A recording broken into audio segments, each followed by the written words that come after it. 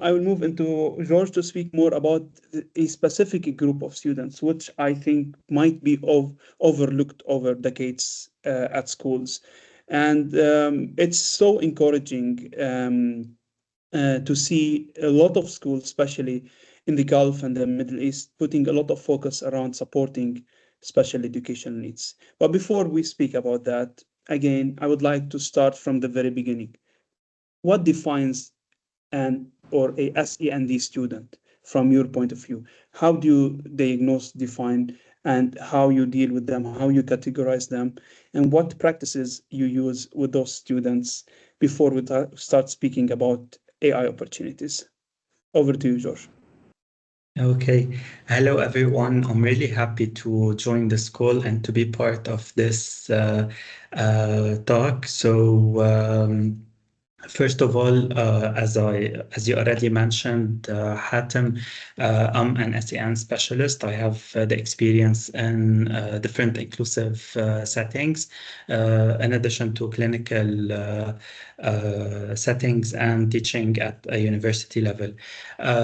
First of all, defining in all these settings, defining special education students is a bit hard, since I don't like to put anyone under a specific label or to like categorize people. So since if you take it from a different perspective, you will see that every one of us has their own difficulties and challenges.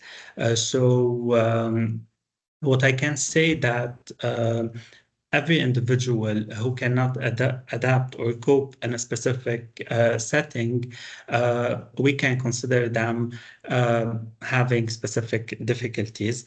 However, we can't overlook people who are diagnosed with a specific developmental disorders such as ASD, autism spectrum disorder, emotional, behavioral, and attention disorders such as ADHD, ODD,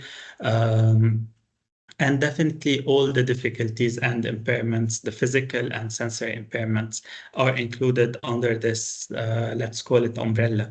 However, again, I'd like to highlight that everyone who's facing any difficulties has to be included in all settings. And definitely people who face difficulties sometimes these difficulties will stay with them until they join their professional environments at a later stage.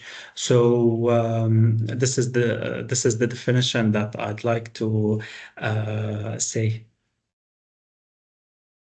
Thank you, George. And I think you are right. We look at special education needs students not as a problem that we need to solve, whereas as a need that we need to cater. And to your point that it's an ongoing journey.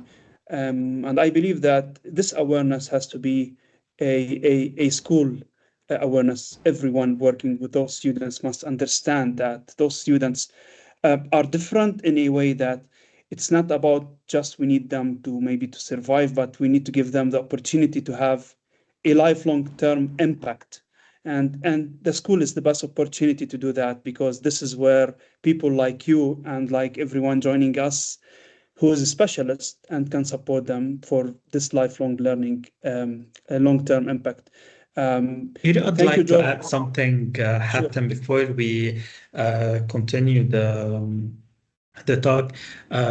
Inclusion starts even when we're hiring people in schools. So when we start with the human resources part, and as adults, when we start like communicating with each other, and we take into consideration other people's difficulties and challenges.